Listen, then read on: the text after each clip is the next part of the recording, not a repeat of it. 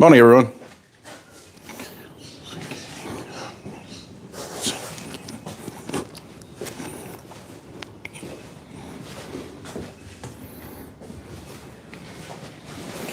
That's a party.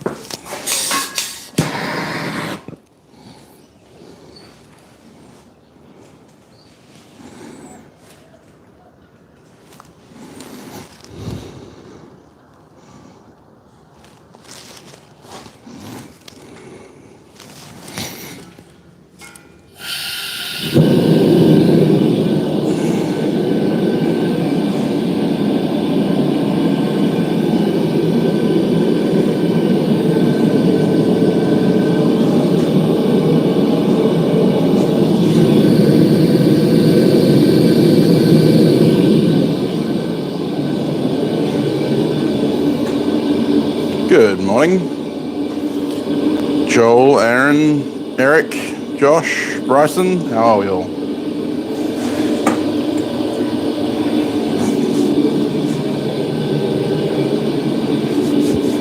How's it going, Kat?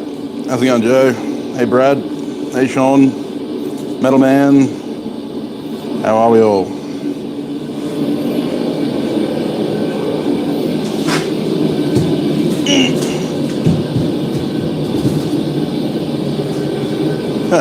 Yeah, it's good timing, Josh.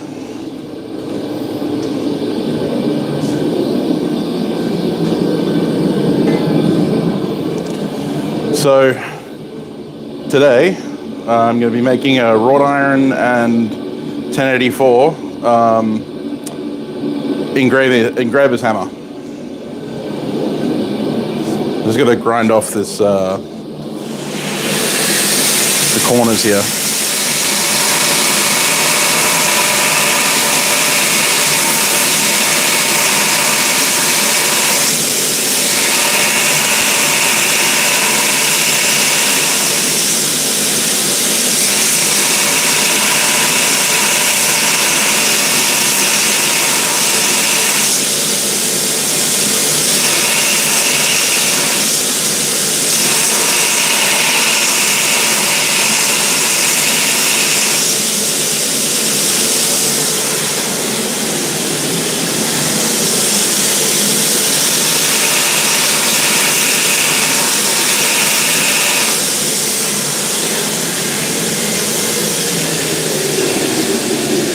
So I've just tack welded, as you can see, one side, two side, onto a piece of wrought iron, a piece of 1084, and we're going to upset weld that onto the face.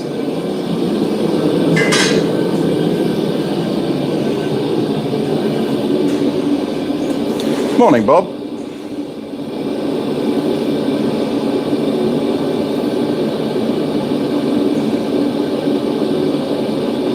I'm pretty good. I'm alive. Hey, Gordon, how are we going? Hey, Ralph. Morning, Adam.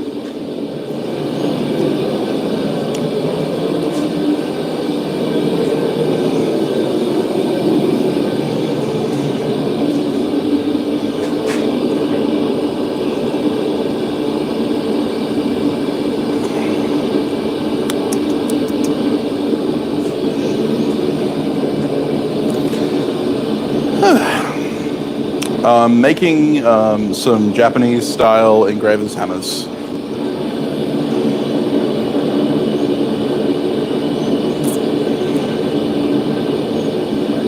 Oh, fair enough, Joe. Thanks.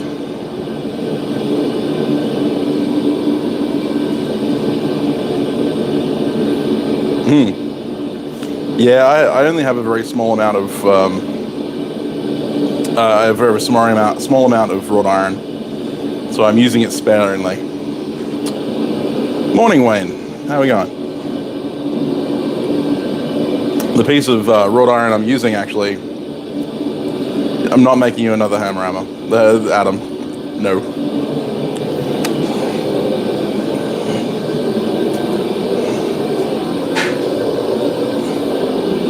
I have this and one other piece of wrought iron, and actually this is the piece that I use to turn my guard and pommel out from the 48-hour dagger.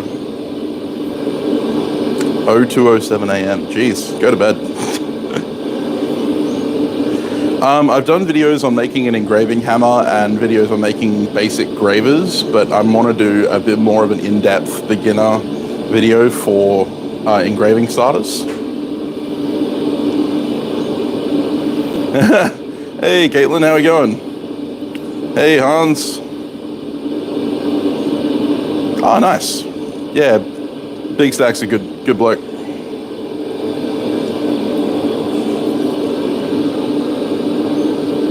Night, Gordon. Oh, man. Ooh, yeah. I hope everything's all right over there, Caitlin. Make sure you're hitting that like button, guys.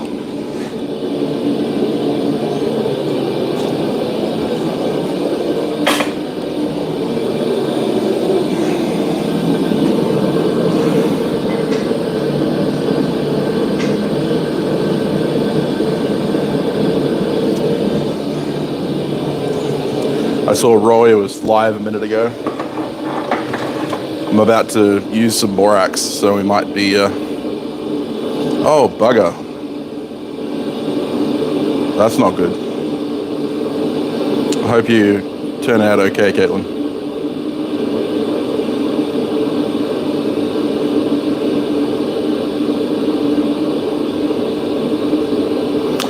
Stream's been going for 6.5 minutes. Next strike, you're right on time. You liked it first. Fair enough. Yeah, so we're gonna bring out the Roy summoning powder.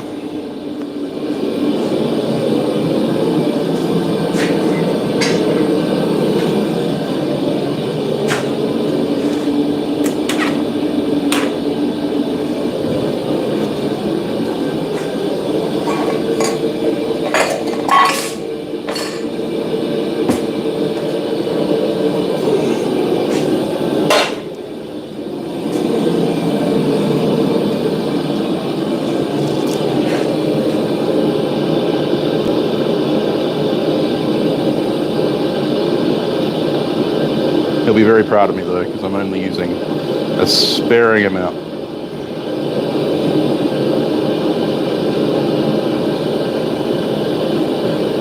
Mainly because I don't want to melt another hole in the bottom of my forge. That was painful to repair.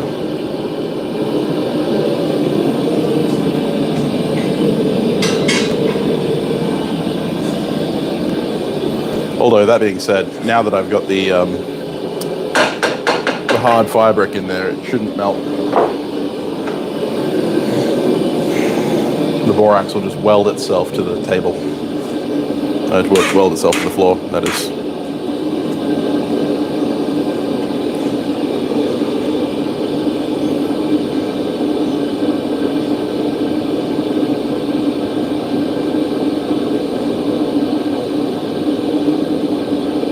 Yeah, that's fair enough, Caitlin.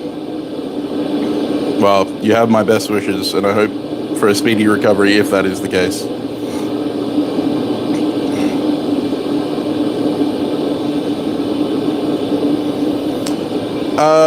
It's kind of a double-edged sword, Joel, because an increase in power means an increase in energy output and stuff like that. But it also means potentially a 3-phase connection. So I don't know. 20 tons is pretty good for the small stuff that I do. I think if I had the option, if I had 3-phase, I would love a 50-ton. I reckon 50 to 80 ton is perfect for forge work, but 20-ton honestly does pretty much everything I need it to do. It's super powerful compared to hand hammering. So, yeah. Good evening, Wiley.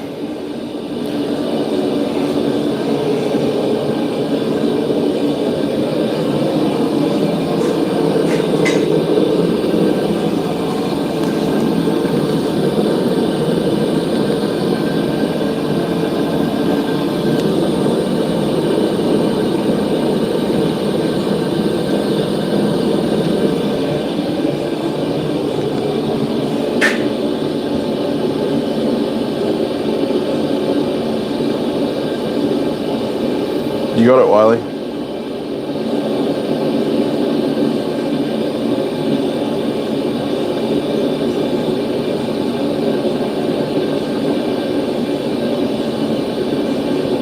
Uh, 25 tons should be okay with single phase.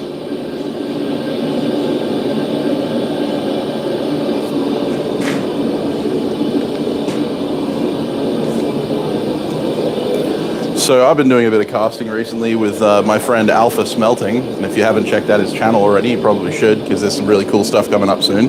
We've been doing some water casting of copper and some very expensive material as well, Shibuichi. So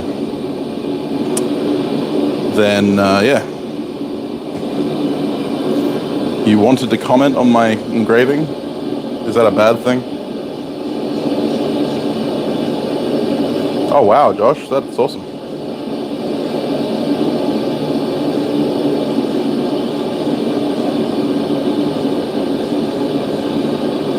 When's the Japanese classes? Well, I'm doing them. I'm currently on Duolingo, so I mean, if you want me to teach you Japanese, then you're shit out of luck, because there's no way I'm going to be able to teach anyone anything.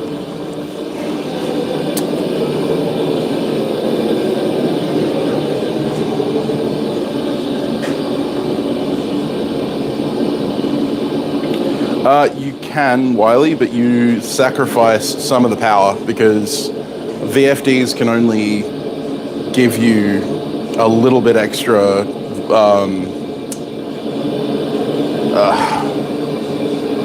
God damn it, hertz. They can only give you a few extra hertz, so they're not gonna, you're gonna lose a little bit of the speed.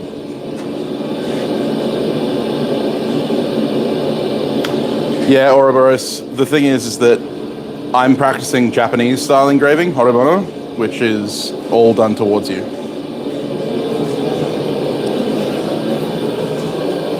It's not half as dangerous as you think.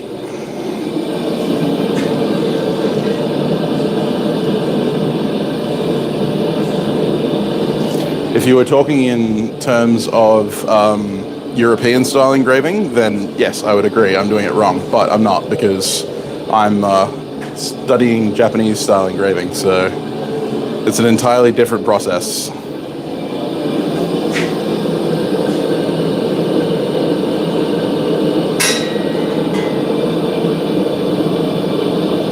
Might need a little bit more borax on that.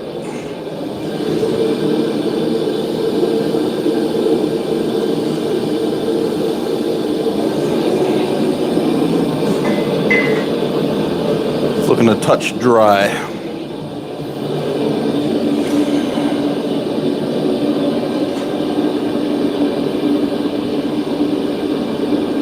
Ah, fair enough, Aaron, that's cool. Morning, Dogbone. Actually, surprisingly, because you're not having to lean over the chisel, you can actually see the line a lot easier, and you can, because you're watching the chip rise in front of the graver as it comes towards you, you can follow the line a lot easier, I found, than doing European style. The other thing is that Japanese style can be done seated, whereas European style is much easier done standing. And I don't want to be standing at an engraving class for hours. I am not using a torch in my forge. Technically, I am, but I'm using a forge burner. It's a Gamico economy burner. Oh, thanks, Sean. I'm glad that it got the information around there. That was the idea for that video. Actually came from Alex at Valhalla Ironworks, my Forgecast co-host. He wanted to see how I attain flatness by hand, and I've been doing a lot of work to get my equipment ready for doing it by machine as well. So I'll be doing that next week, or this coming week. I would recommend you check out Ford Hallam. Ford Hallam is probably the premier Japanese style engraver in the West. He specializes in tsuba, making Japanese katana hilts, and he makes the most beautiful katana hilts. It's amazing. So yeah, Ford Hallam is the man. I'm a patron of his. I love it. Hey Jota, how you going? Thank you. Glad you like it.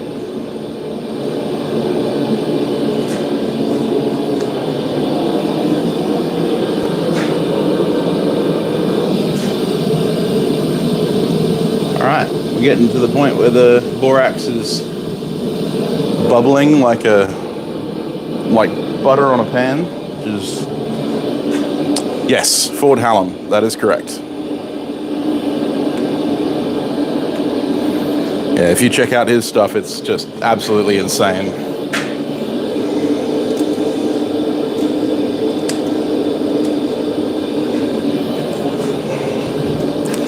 My camera stand is kind of broken, so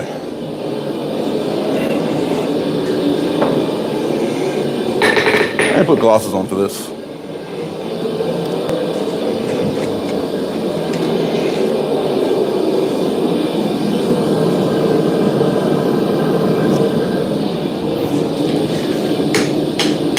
Good thing I did too.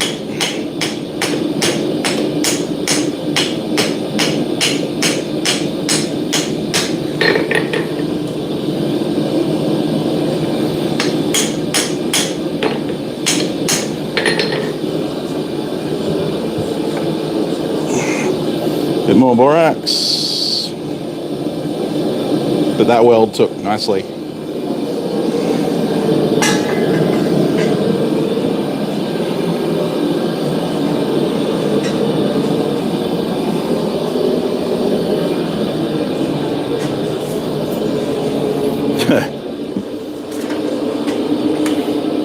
Because I was using an upsetting blow on that, it sprayed up into my face. Alpha smelting. Oh yeah, Doug Pryor is amazing. But he does chasing and repoussé. I'm talking more about engraving. We were talking to Doug Pryor recently. We might be getting him on the Forgecast, maybe.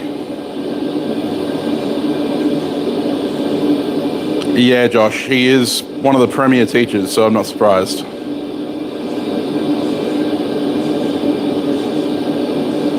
Oh, nice, Caitlin, that's awesome.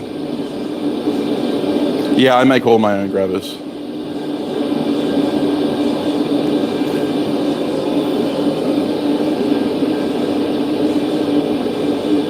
Yeah, I mean, he's pretty epic, but, you know.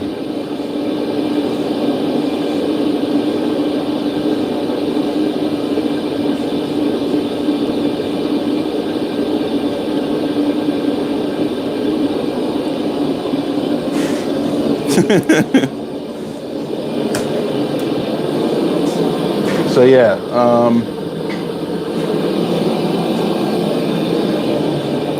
I'm very interested in deep relief and deep relief engraving and shallow relief engraving, which is something that the Japanese school does very well. I'm not so much into the scroll work and stuff like that. Oh man, I would love to do a Doug Pryor class, but of course he lives on the other side of the planet from me, so yeah, we'll have to get Jake on the Forgecast at some point. Thanks, Ralph. Thanks for checking in, mate. Have a good sleep. Catch you next time.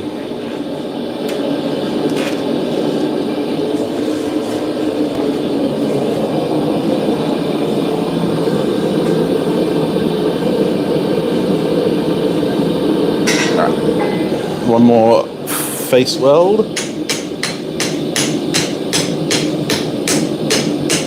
I'm kind of using the shoulder of where it's welded to the handle to upset against.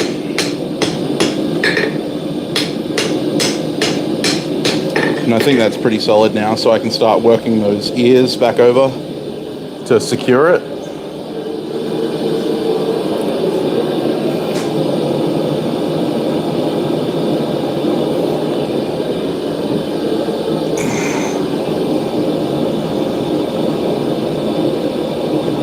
it's small enough that I can do this.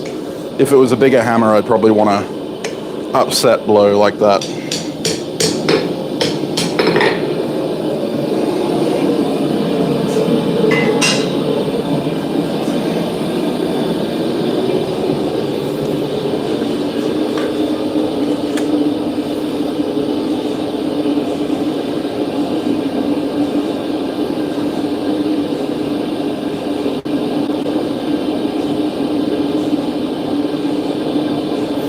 Maybe we'll get Nils back on. We don't know. He has kind of disappeared from that side of things recently.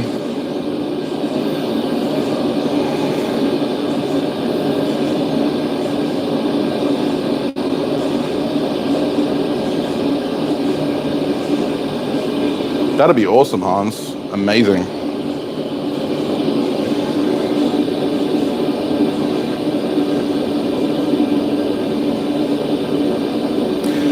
So there are only a couple of differences between a European hammer. European hammers tend to have very large flat faces with, you know, little bodies, whereas Japanese hammers tend to look more like a standard cross-peen hammer in construction. And Japanese hammers, there are various sizes thereof. They're normally measured in bu, which is a certain measurement, a traditional measurement. But basically you can have them like 15 mil round all the way up to like 25 inch. And the main thing is that their handles are much longer, straighter, because you're hitting towards yourself. You need that little bit extra length to get around behind it, rather than, you can have a short hammer doing forward engraving in the more traditional European style. So there's not a huge amount of differences. Hey, see you later, man. Thanks for checking in, mate.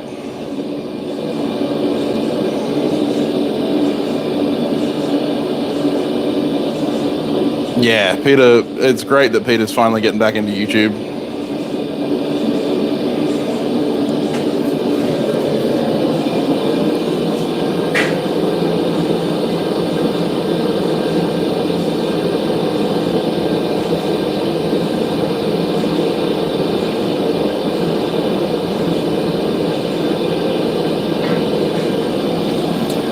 And funnily enough, this is the first time I have ever done a face weld on a hammer. Yeah, the thing is that Japanese hammers tend to give a little bit more of a direct force. No, it doesn't. No, they're just long, straight, and thin. I've currently been using my European style hammer, which I made a while back. You can see a video of me making it a while back. And it's not too bad, but I'm, looking to, bring the Japanese influence up a little bit more. Plus, I want to make a prettier hammer. I mean, that hammer's pretty because it's got Shio candle and stuff, but I'd like to have a wrought iron welded face hammer.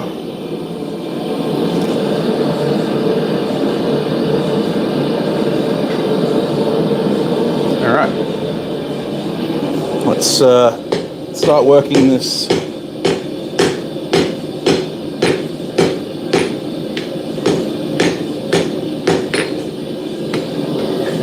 Oh, the weld broke.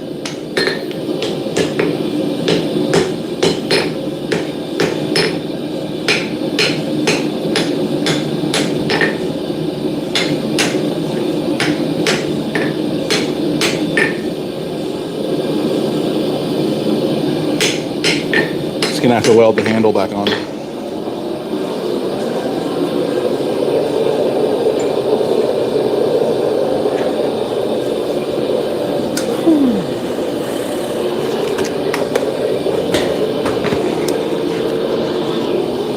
Just crank the amperage down a little bit so that I can get in here.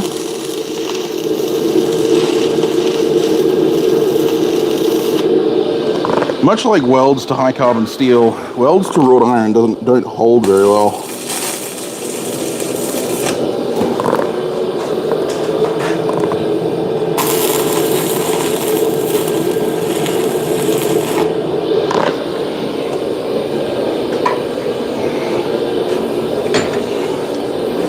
But that's okay. That's what a welder is for. So you can fix the welds.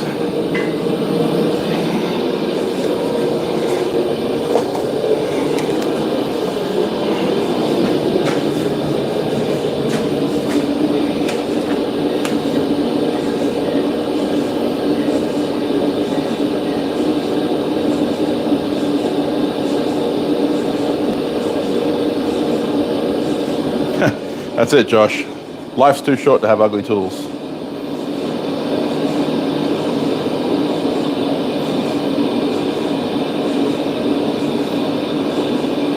Fair enough, Cat. Oh, building tools is important. I believe they're 60, 18.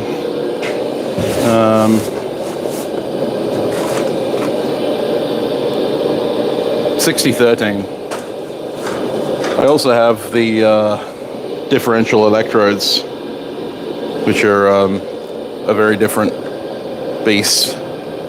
They're my preferred welding rod, but I only have like one left. So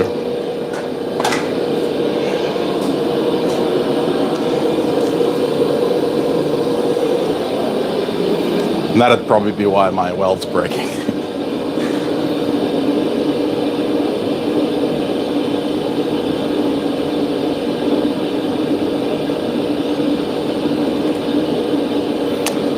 I would love that, Cat. That'd be great.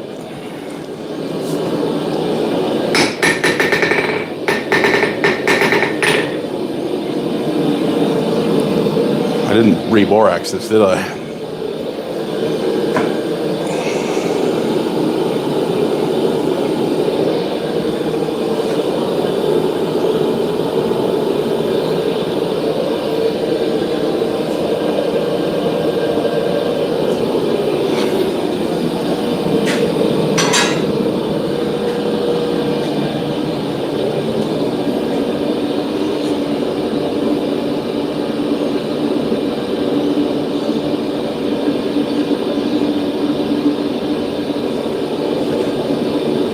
Yeah, I've been a stick welder my entire life.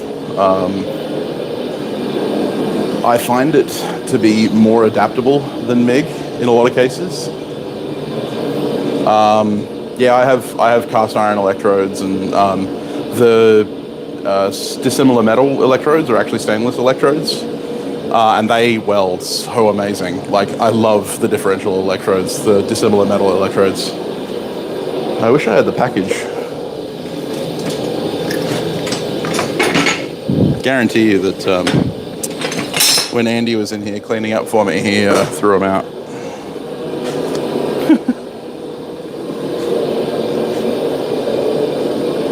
I've honestly been trying to burn through this packet of 6013 rods for ages, and they're all it's all 2.5 mil or 2 mil. It's all 2 mil rods. They burn up real fast, but they don't weld very well. I bought them on accident because I was trying to buy 3.2s and I just didn't look at the measurement. I just grabbed a pack off the shelf. Oh, nice, Joe. That'd be great.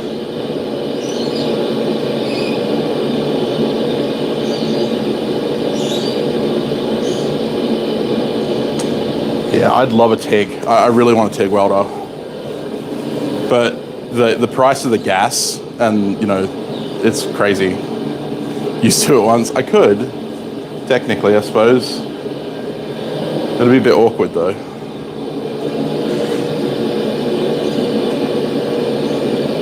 Yeah, nickel rods, you know, a little bit spendy. It's the same as like cast iron rods. They're super expensive.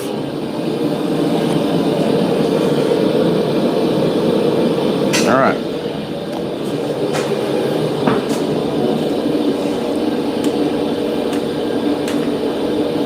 More welding time. The better kind of welding.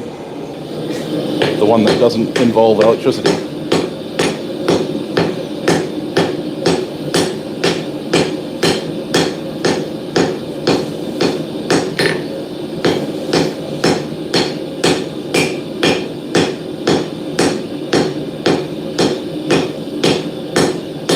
So I'm kind of forcing the lipping back over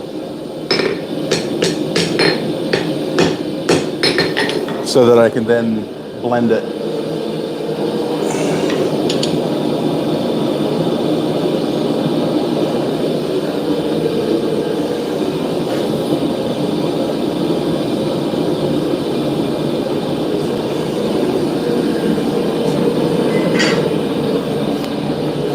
But from all appearances, it seems that the weld took quite well.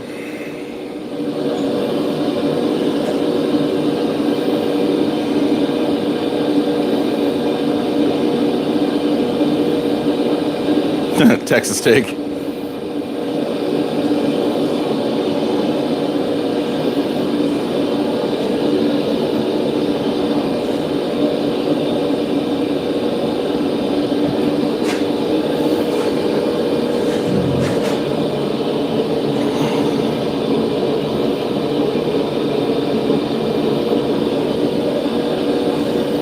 Yeah, pretty much, Caitlin. That's pretty much true.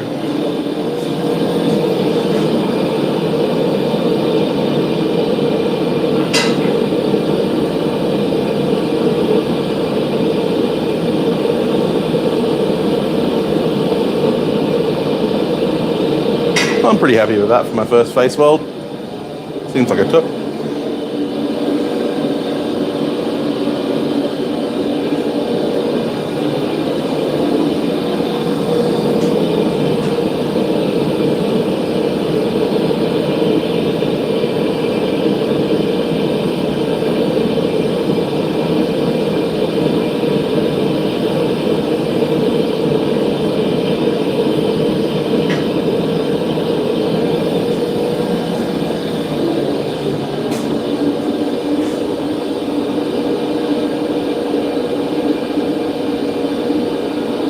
Bruce Barnett, yeah. I have thought about asking him if he wants to.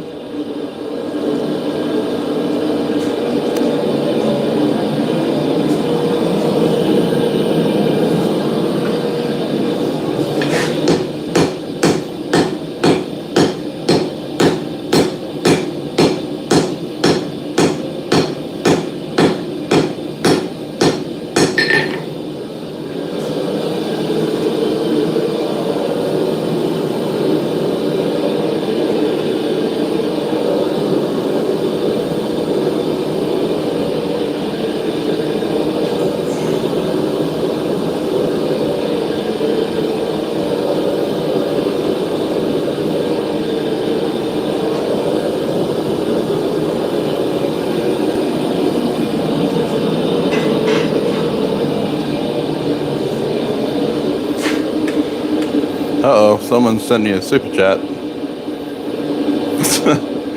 Thanks, thanks, Hans. The absolute shining example of hammersmithing is treating me very well. Although I'm kind of messing up the face with this welding.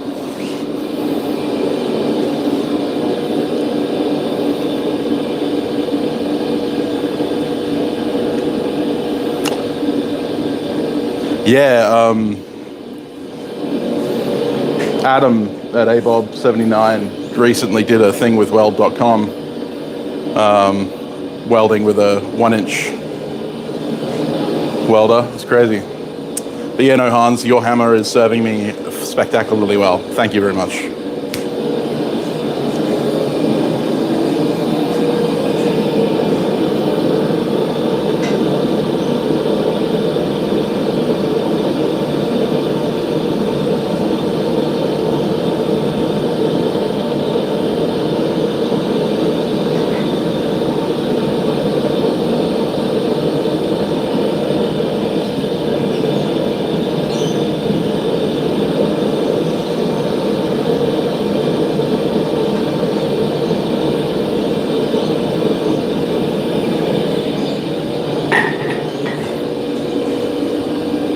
See ya, Bryson.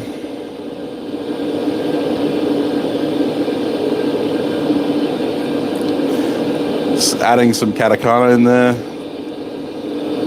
Caitlin, I like it. I haven't had a chance to half your hammer yet, Jared, I'm really sorry. I will get around to it, hopefully this afternoon. 500-pound leg vise. That's crazy. Oh, hey, Ned. How you going, man? I haven't seen you in a while.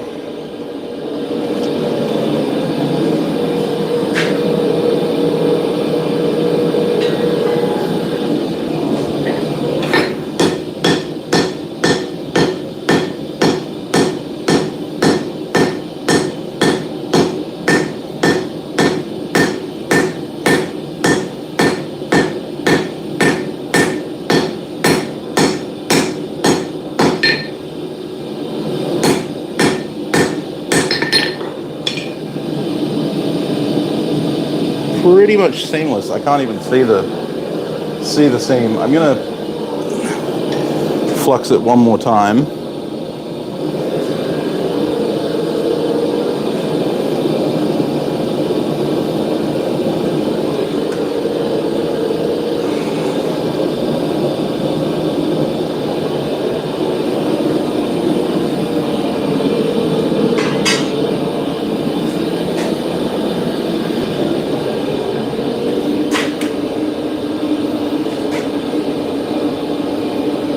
Yeah, fair enough, Woody.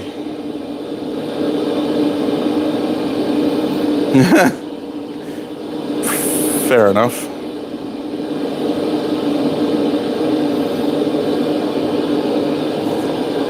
Mate, I've been saying flux for ages now. Yeah, he sent me, sorry, Hans, he sent me a double diagonal pane hammer. It's great, I love it, but I need to put a handle on it. Hey Dylan, how we going?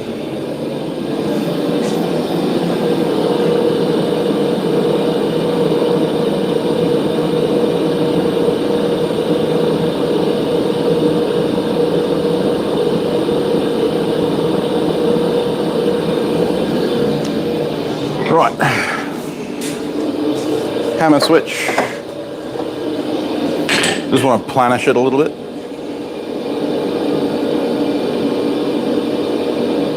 12 times so far. Who's counting?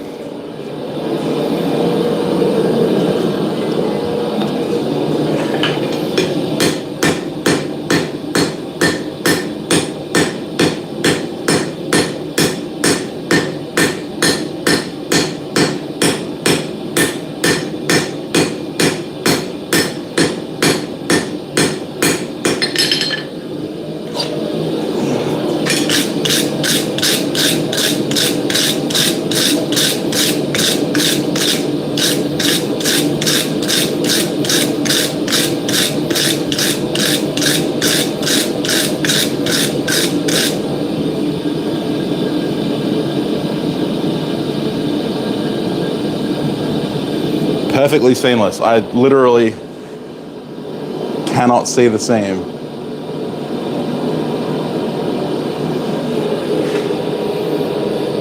That's awesome.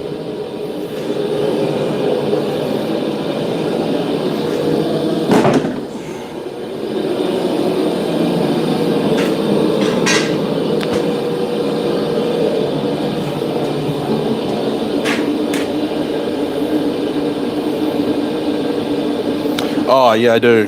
That's true. Hey, Neil, thanks, mate.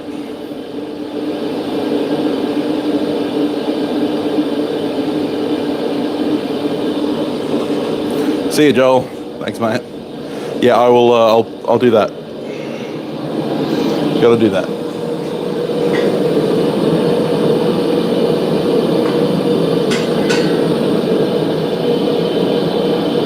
Oh, this is cool. So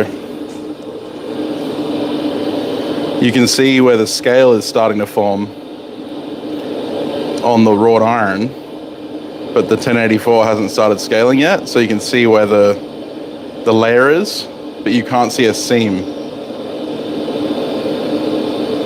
That is so cool.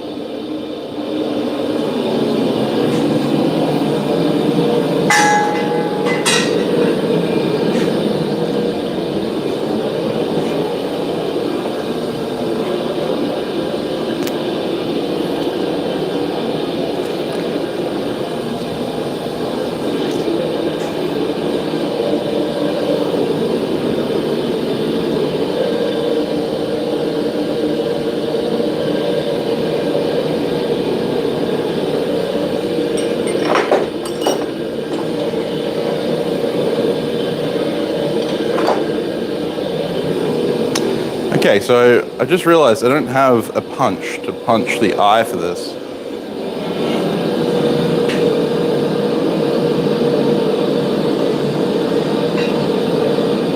But that's okay, because I have another billet to weld up. I get by with a little help from my friends, absolutely. See you later, Neil. You unsubscribed from me, Neil? I'm hurt.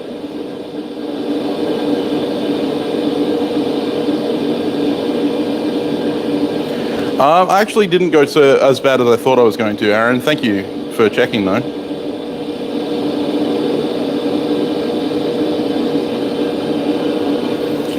Drill and drift. Yeah, it's actually something I thought about. Yeah, Japanese engraving knife. A Japanese engraving hammer.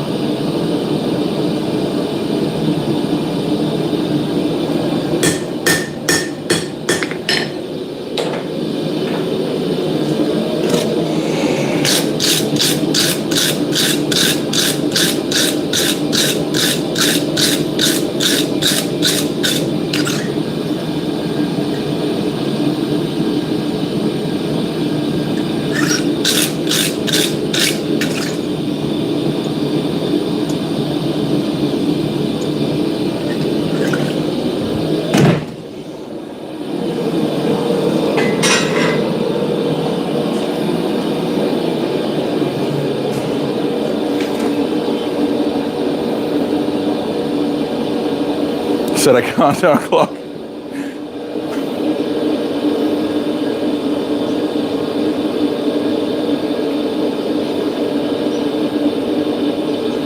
Ah, right. Fair enough.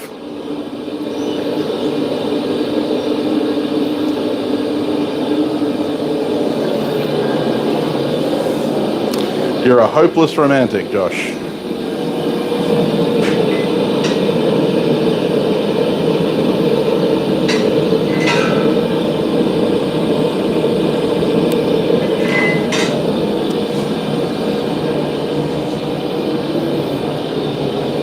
I'm hiding it very well, but I'm actually really excited by the fact that I've managed to pull off my first face weld. It's awesome.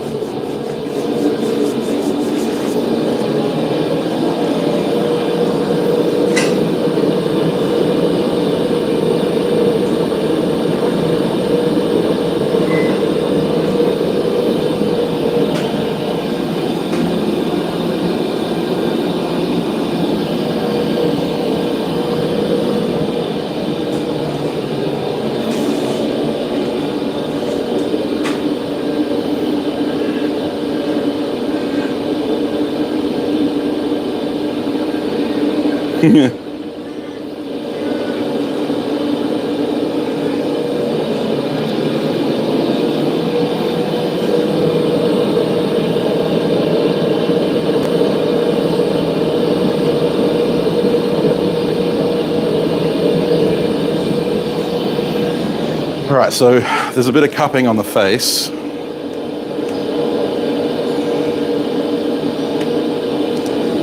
So we're going to upset that back in.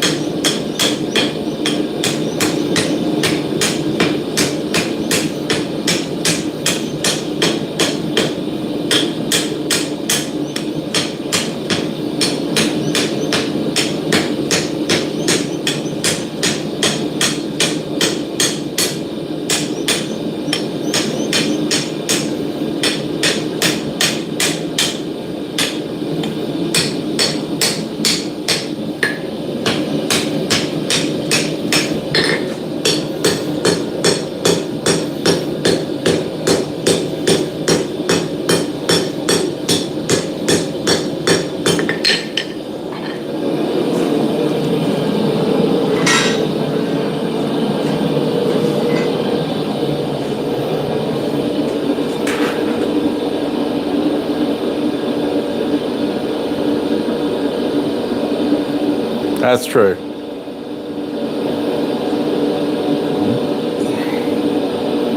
Absolutely, Hans. Everyone needs hope, anticipation, and something good in their lives.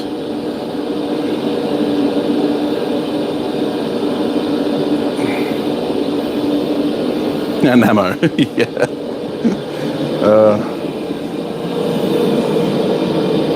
I'm gonna need ammo next weekend.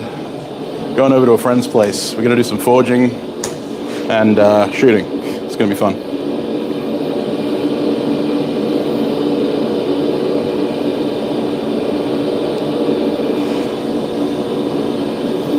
Oh, fair enough, Josh. That sucks. But I'm glad that you're, you know, you've got this new relationship, and hopefully it goes better for you.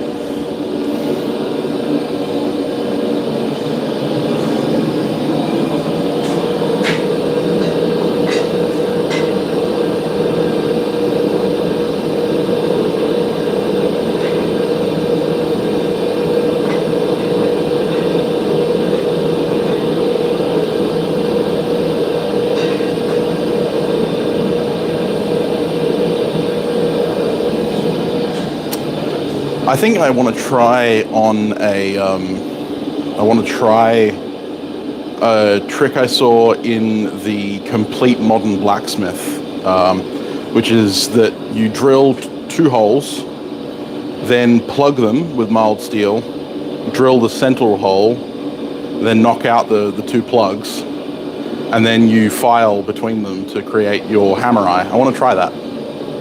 So I think this one will be the one I do that on.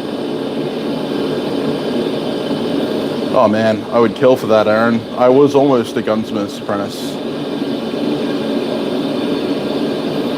Or she doesn't have bits that you do, Caitlin.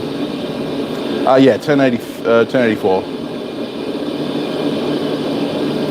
Yeah, probably some 303, 243, maybe some 308. I'm gonna bring my 22.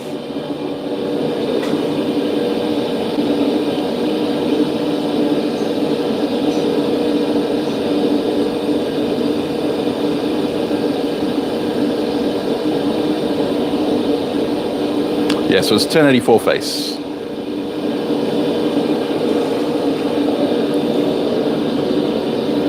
Oh man, an N14 EBR is probably one of my favorite platforms of semi-automatic rifle. Hey Paul, how you going? Yeah, 4140's got weird chromoly. Like, I think it's the chrome and the molybdenum that cause issues.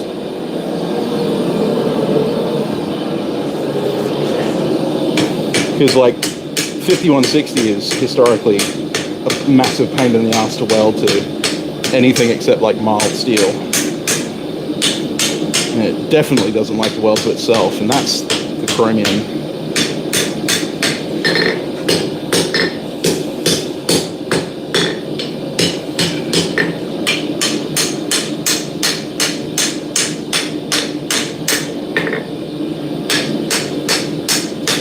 Probably don't need to do much more than that.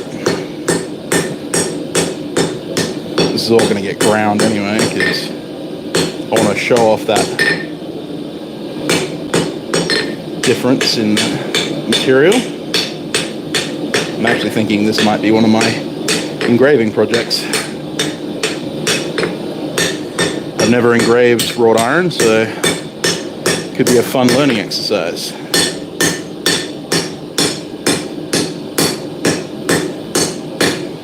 I think I'm going to work in the profile just a little bit more, and then that'll be the finished little blank.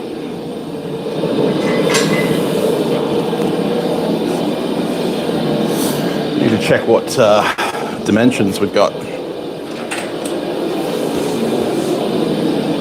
because I'm aiming for a specific size. All right, we're a little bit oversized actually. So that's going to need to come down.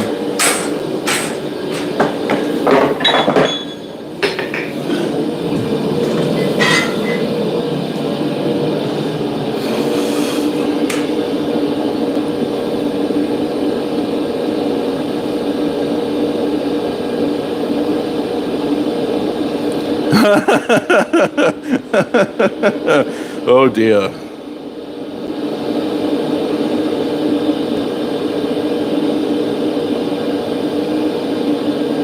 Yeah, right, Jared. That'd be crazy. 7.62 fully automatic, unless you're firing it out of, like, I fired the Mag 58, what you guys would call the M240 Bravo, and that was fun. But the heaviness allowed you to absorb the recoil a bit better. I fired the SLR, which is the FNFAL, and the one that the SAS had full auto enabled. You couldn't keep it on target for more than like 3 rounds.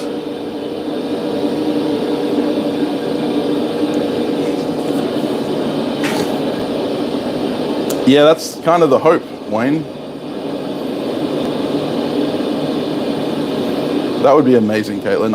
I'm really jealous. Yeah, there's a RAF base here. We also have, Perth has the home base of the SAS, Swanbourne Barracks. Yeah, it's a heavy beast for sure. I have to say, of all of the rifles that I fired at Swanbourne, my favorite for a full auto were, well, it was split between 2. One wasn't a rifle, it was the MP5. The other one was the Steyr AUG. Because it's the bullpup, and it's got the 2-stage trigger, you get 1 shot, halfway pull, and then you get full auto on the full pull. And because it's bullpup and you got that nice short barrel, all of the weight's in the rear end because the receiver is basically tucked into your shoulder, you get some amazing control.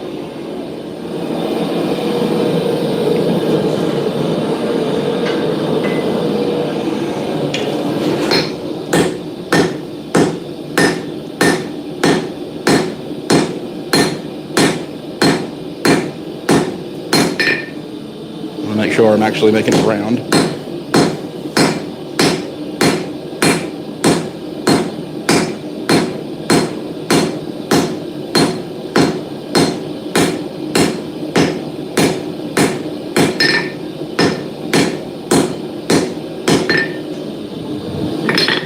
Let's have a look at how we're doing on dimensions.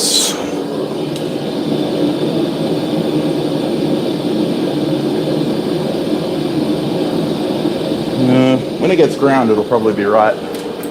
I'll just switch out hammer again and do a little planishing.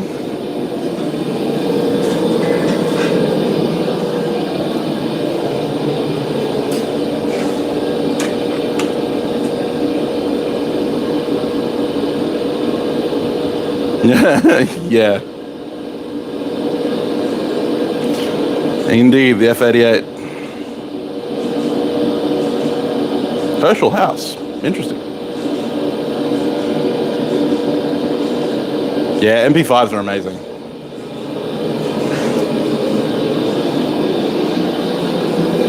I'm not familiar with Herschel House, so you might have to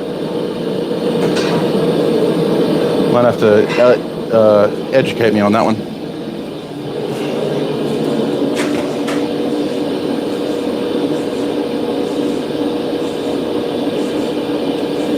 MP5 is amazing, and I will hear nothing bad about it.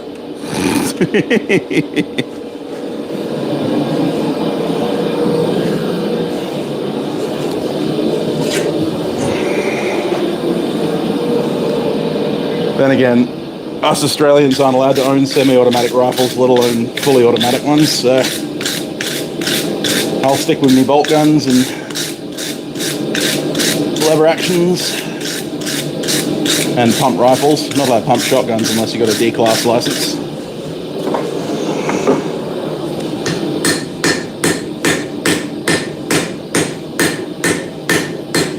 Nope.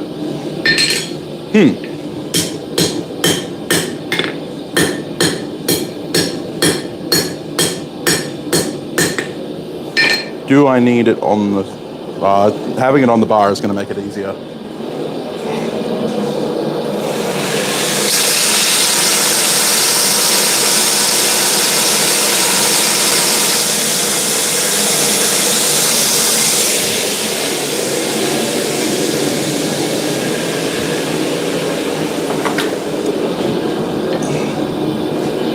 Just gonna go weld this up again.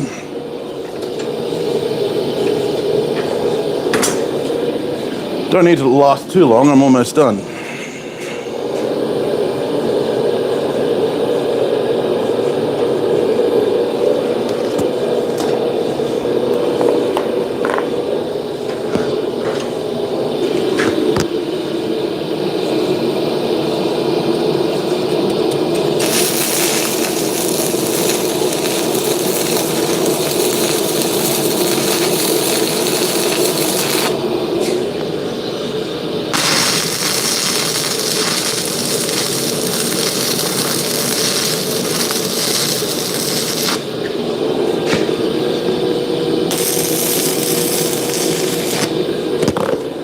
That little phrase that you commented a while back, Jared, when there's slag you drag, has actually saved me a lot of time in fixing my welds.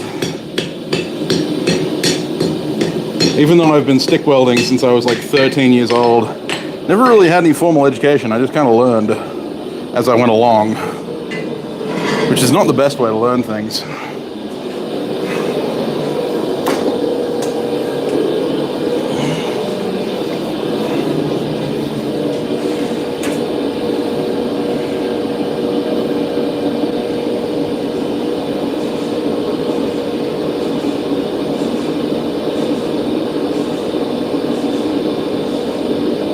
I would be very interested in these old wrought iron tongs.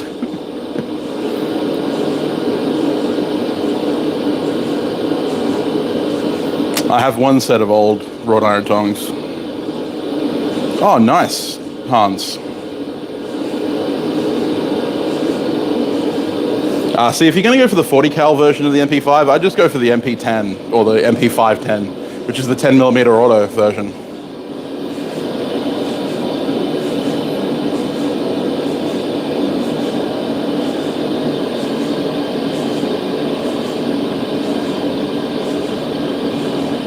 I have two big wrought iron pairs. I got given this pair recently. These are monster. That rivet head is 30 mil, so it's about 1.25 inches. It's absolutely massive. I don't know what I'd use them for, but I have them. The other wrought iron set you've probably seen me use quite a bit, and it's these. I use them all the time.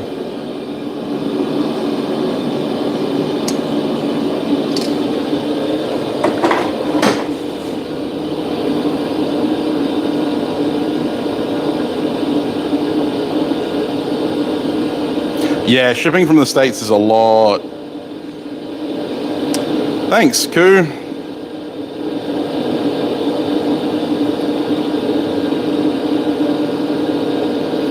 What's up?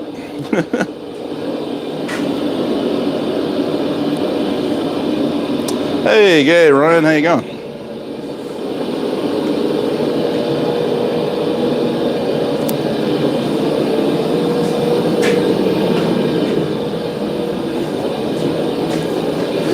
All right, let's give it another scrub.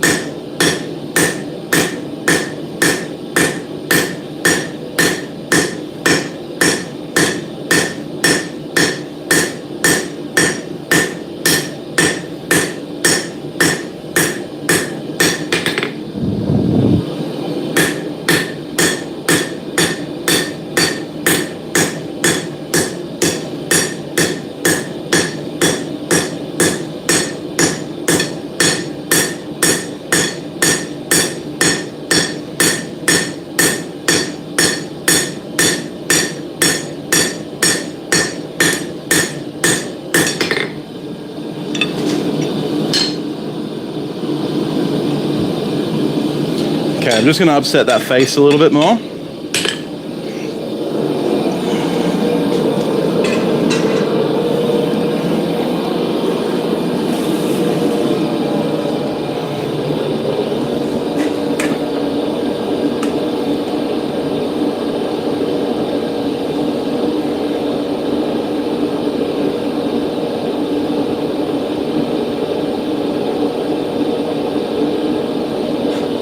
Yeah, Jared sent me a lot.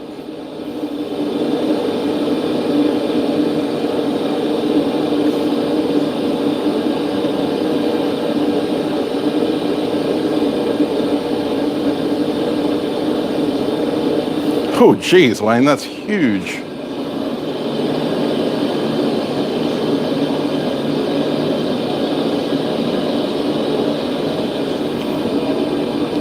Oh, man. Yeah, wrought iron is hard to come by these days, over here in Australia at least.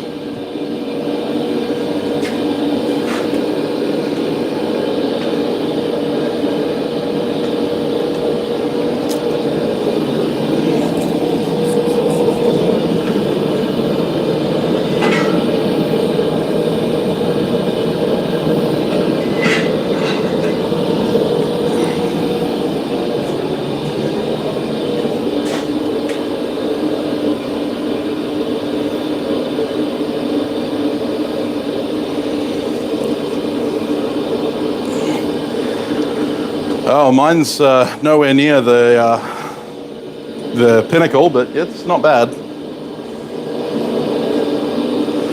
Yeah, condos in suburbia, in urban areas, definitely don't lead to that kind of thing.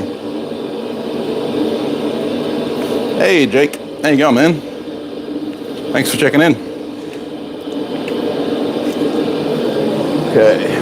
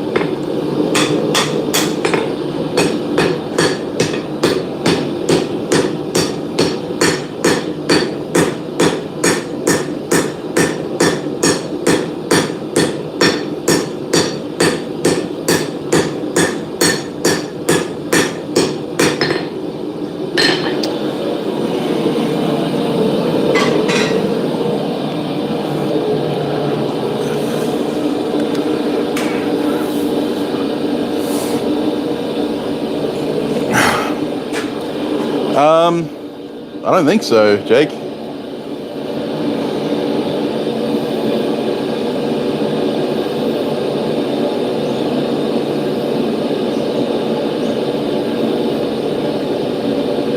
Hey, Paul, how you going?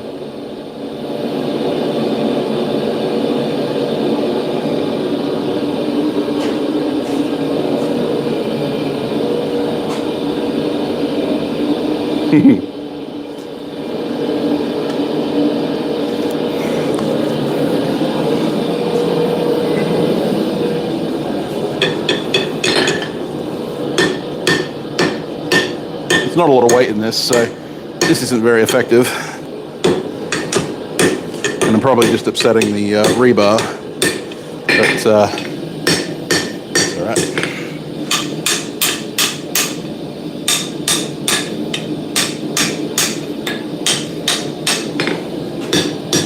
The face is quite thick, so I can get away with grinding off a bit. It's not like it's going to be a forging hammer.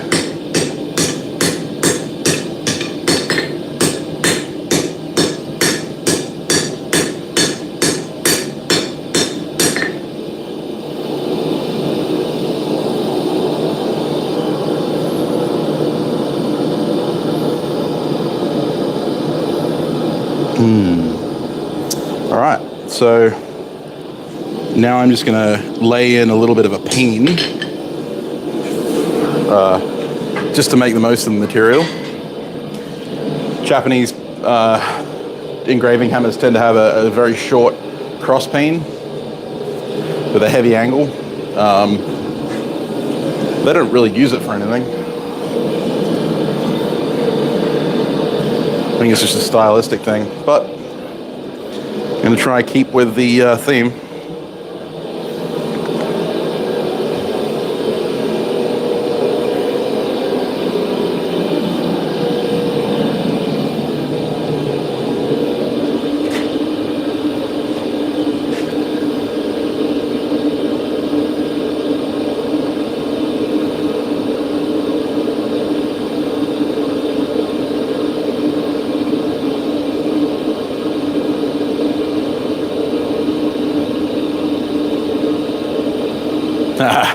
That's the way, Ryan.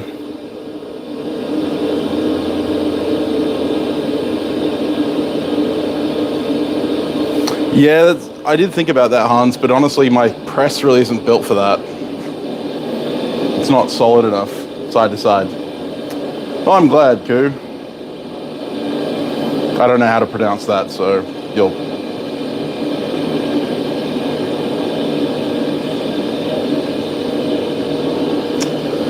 Always happy to pass along the knowledge, what little knowledge I have. however useless it may be.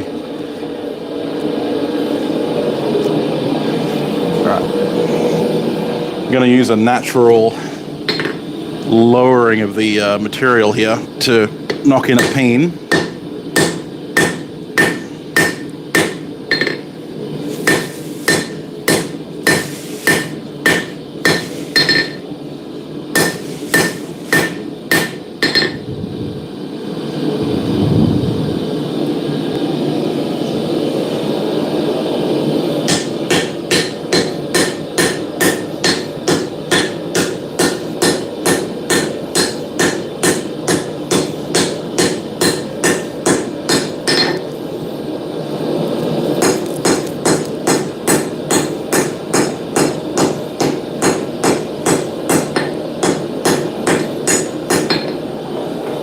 But that's the general shape. Hopefully you can see that. And a cross peen with some awesome green showing through the scale there.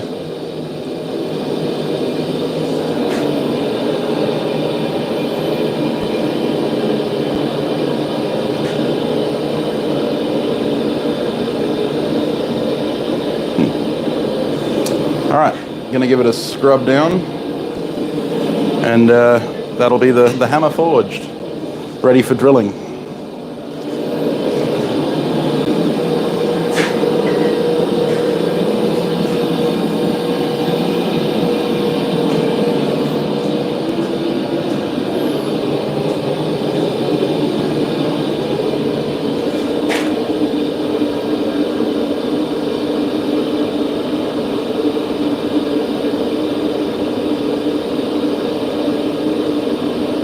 No, Hans is Charming Hollow Forge.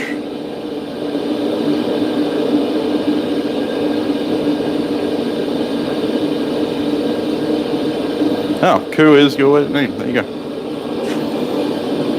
Hailing. Yeah, fair enough.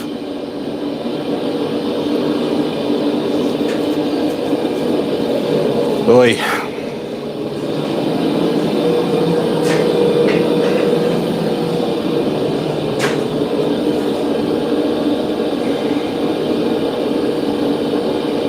Garrett is indeed veterans.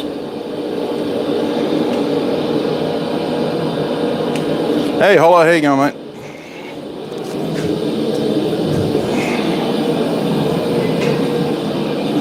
Give it a good scrub.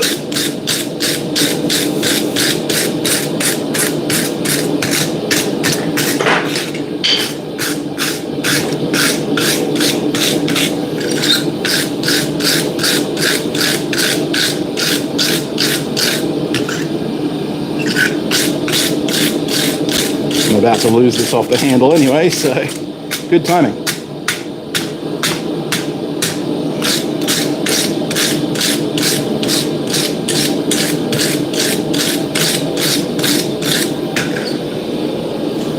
But there you go.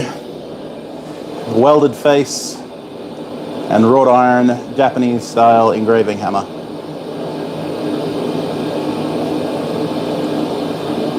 I love how the wrought iron immediately starts scaling up because of the silica content. It's a very weak scale compared to the 1084. The 1084 is actually quite, the scale is quite tenacious. It's hard to take off. But the scale on the wrought iron is incredibly soft.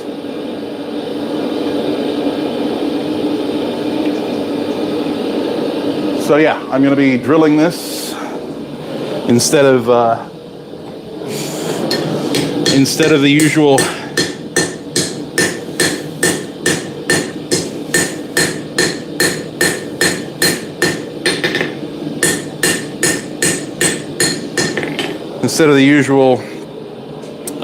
punch and drift. I'm going to drill this.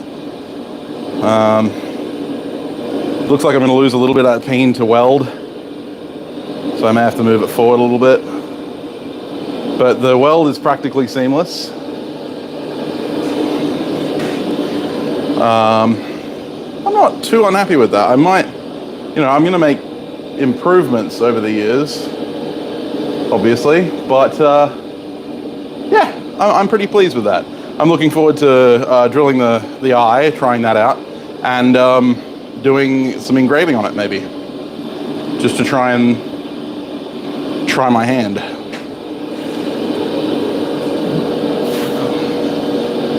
I have another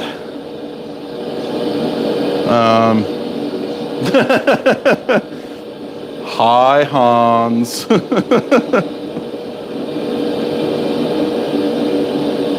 Yes, Jake Largen is the Jake from the Forgecast Tunes playlist. He is our fantastic curator, and the guy that I made that punch scribe for.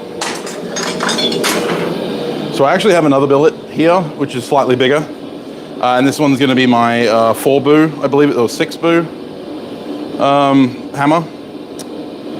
I'm looking forward to putting this one through as well, but that won't be today. Why round and not square? Because that's the way they did it. I don't know, Jared, to be honest. I'm just copying the old.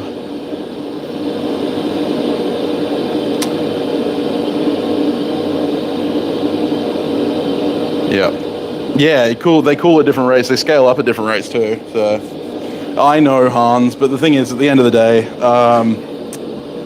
it's a skill or it's a technique that I haven't tried, so it's a technique that I want to try, and it's going to be easier. I don't want to have to split this wrought iron. It's actually really rough wrought iron.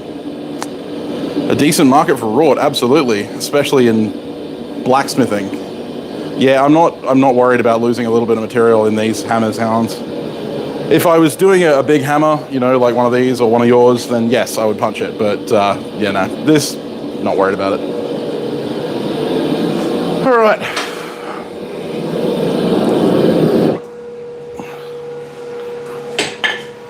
So yeah, there we go. That's the start. That's what it looked like when it started. That's what it looks like when it finished. A little bit of a difference.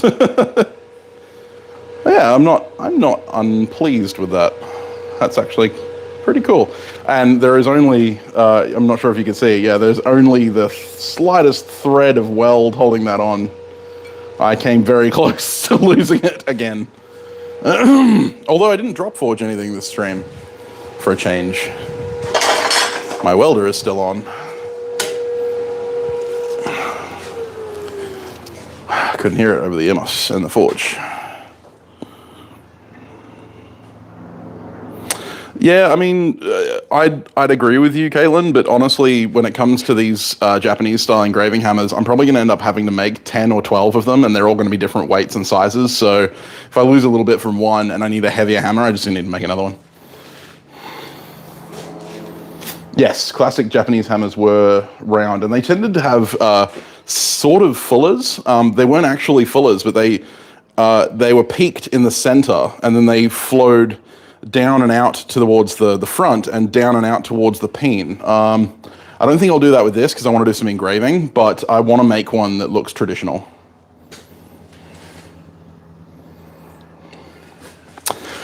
So yeah, and then I want to make a Kana hammer. I believe it's a Kana hammer, which is a double-sided hammer that's normally used for dapping and for like sheet metal work and stuff like that. It's a very small hammer for making jewelry and stuff in Japan, and that's going to be for the wife of one of my very good friends, because she wants to get into some cool stuff. Yeah, and I mean, the big thing is this is some really rough wrought. I'm not sure if you'll be able to see it because it's difficult to kind of show on camera. Let's see if I can flip the camera around and show you.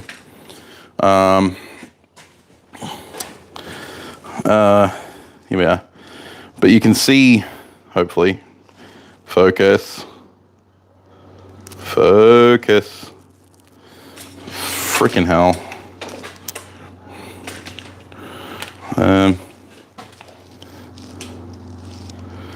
Right there.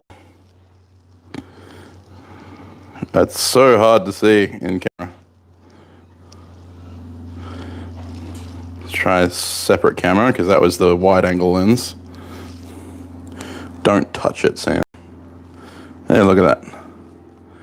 You can see just on the back here some of the grain. Oh my god.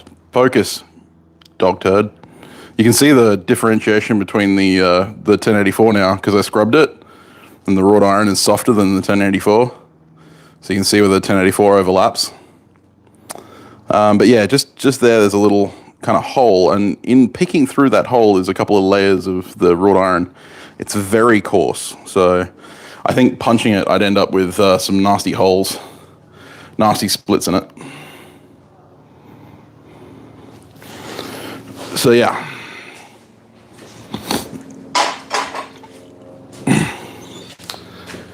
Whew. That would be amazing, Hans. Please do. Yeah, fair enough, Eric. That'd be great. Yeah, thanks, Jake. I'm really happy with the Wireless Go. It's great. Like, I mean, some people have pointed out that it looks weird, but honestly, I don't care.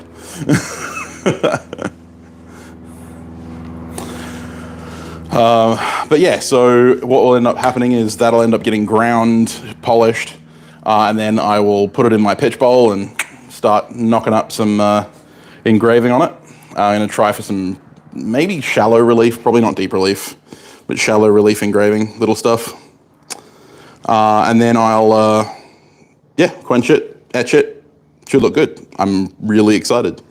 In other news, another video coming out this week on making flatness, but in this case, it would be using machines to help you make flatness, but it'll be machines that you can have access to. Like, this isn't talking about mills and surface grinders. We're talking about belt grinders and that kind of thing, and how we can help make things flatter, faster, using power tools, rather than doing it by hand. My patrons will probably see the engraving on the hammer. I'll probably do a little video of how I do it. My patrons are probably going to be the only people who see my engraving for a little while because, because I want to practice. See you later, Ryan. Thanks for checking in, mate. Man, yeah, please do. You get some cool wood. I'm still waiting to see that friggin' head come back to me. Yeah, the new disc will be featured in the next video. So if you want to see that in action, let me know. Oh, well, don't let me know. Well, stay tuned. Oh, yeah, fair enough, Koo. The thing is, it's actually not that hard. So it just takes a little bit of time.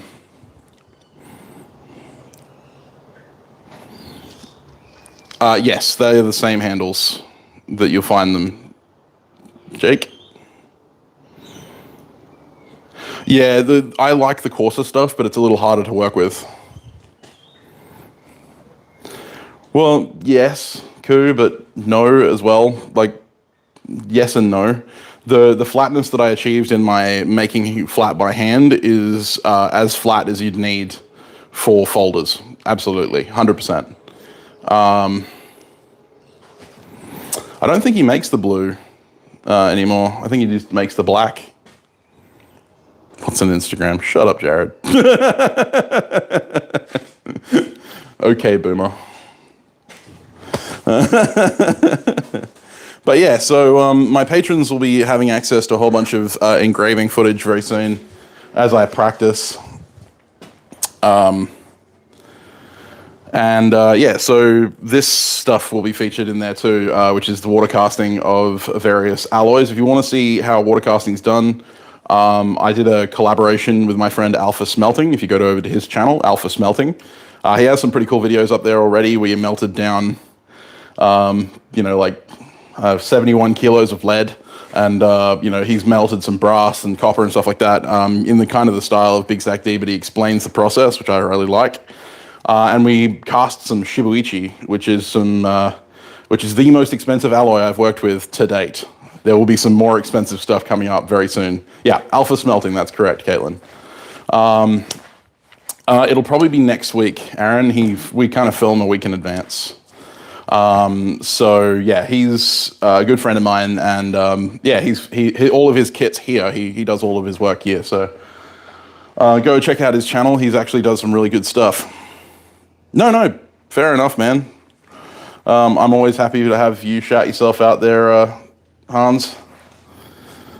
Hans from Charming Hollow Forge is a fantastic smith, makes some amazing artwork, and he also makes incredible hammers. He keeps shitting on his own hammers, but honestly, this thing is freaking incredible. I love it. It's a 4140, I believe a 3 pound, close to 3 pound, straight paint hammer, and it's probably one of the best hammers that I have, including out of all of the ones that I've made. It is honestly really well made. I absolutely adore this thing. So yes, Hans is a fantastic smith, and you should go follow him. He also makes just crazy, he makes some crazy stuff as far as like artistic work as well, like it's sculptural stuff that I just, A, I'm not specializing in that, and B, I don't think I could do what he does. Yeah, it's the smallest Devil Forge. I can't remember what it is, but it's very, very powerful for such a small forge. We've had no problem melting cast iron in it, accidentally. Shush, Hans, I'm going to shout you out anytime I like. But anyway, yeah, so I'm going to be practicing inlays and stuff like that very soon, and that'll be for my patrons. And then hopefully in the future on my channel, once I gain the confidence and the skill level that I'm happy with where I'm at, I will actually show some of my engraving on the channel. That being said, I will be doing a video in the near future of how to make the basic engraving chisels that you need. The other thing about folders is that you need parallel surfaces, not just flat, but parallel.